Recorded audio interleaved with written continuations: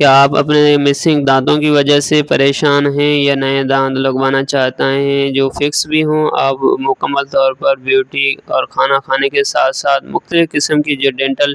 Aesthetic purpose ہے وہ بھی آپ کا کمپلیٹ ہو۔ تو یہ مختصر سی ویڈیو آپ کے لیے ہے جس میں آپ کو میں شیئر کروں گا فکس دانت کیسے لگائے جاتے ہیں، فکس دانت کے کون سے قسم بہتر ہے اور آپ کے لیے کون سا بہتر رہے گا۔ تو اس ویڈیو کو بغیر اسکپ کیے مکمل غور و توجہ سے سنیے، جس میں میں آپ سے مختلف قسم کی مٹیریل اور اس کی خوبیوں کے بارے میں آپ سے معلومات شیئر کروں گا۔ بیسیکلی جو فکس دانت ہوتے ہیں جو آرٹیفیشل لگائے جاتے ہیں فکس، اس لیے ان کو بولا جاتا ہے کہ یہ ایک بار اگر آپ کے اپنے دانتوں کے اوپر لگائے جاتے ہیں تو ان کو ریموو نہیں کیا جاتا، ان کو باہر نہیں نکالا جا سکتا، مطلب کہ مریض ان کو باہر نہیں نکال سکتا، جس کے سبب ان کو فکس دانت کہا جاتا ہے۔ اور بیسیکلی یہ ہوتے آرٹیفیشل مصنوعی ہوتے ہیں، اور اگر آپ ان کی بیوٹی کے پرپز کے حوالے سے بات کریں تو ان میں زیادہ تر جو ایک ہائیلی ایسٹیٹک پرپز کے لیے موسٹ کامنلی یوز ہونے والا مٹیریل جسے زرکونیا کہا جاتا ہے، ایک قسم کا پتھر ہوتا ہے، اس کی اتنی ساری بیوٹی ہوتی ہے کہ یہ میٹل فری ہوتا ہے اور دیکھنے میں، کھانا کھانے میں،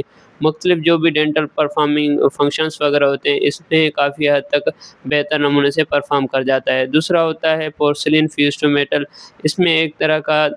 چھوٹی سی دھات استعمال کی جاتی ہے جو 1 to 2 mm ہوتی ہے اور دکھنے میں ظاہر نہیں ہوتی، مگر ان کے اوپر جو ایک پورسلین کا لیئر ہوتا ہے وہ تھوڑا سا ٹوتھ میچڈ ہوتا ہے، اس کی اسٹرینتھ کافی حد تک بہتر ہوتی ہے، مگر بیوٹی کے حوالے سے اس کی بات کریں تو زرکونیا سے یہ کچھ حد تک کم ہوتا ہے اور دکھنے میں اس کی بیوٹی تھوڑی سی لو ہوتی ہے۔ اور عام طور پر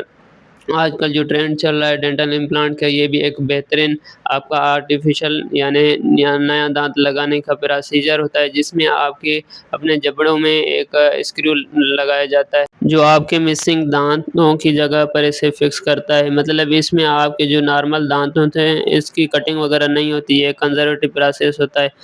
اس میں ایک سرجیکل امپلانٹ وغیرہ فکس کیا جاتا ہے، وہ تھوڑا سا عرصہ لیتا ہے، ہیلنگ وغیرہ میں دانت کا جو پروسیس ہوتا ہے، اس کی بانڈنگ وغیرہ ہوتی ہے، اوسٹو انٹیگریشن جو پروسیس ہوتا ہے بون فارمیشن کا، وہ کچھ عرصہ ٹائم لیتا ہے، مطلب 2 سے 3 ماہ سے لے کر 6 ماہ تک یہ پروسیس ہوتا ہے، مگر اس کے بعد آپ کے جو آرٹیفیشل کراؤن ہو گئی، برجز وغیرہ ہو گئی، جو آرٹیفیشل دانت ہوتے ہیں وہ لگائے جاتے ہیں، یہ کافی حد تک بہتر رہتے ہیں۔ اور اب بات کرتے ہیں آپ کی سلیکشن کے حوالے سے۔ بیسیکلی اگر آپ ینگر ایج ہیں، مطلب کہ بلو 50 ہیں، یعنی 50 سے آپ کی ایج کم ہے، تو آپ کے لیے آرٹیفیشل جو کراؤن وغیرہ ہیں اس میں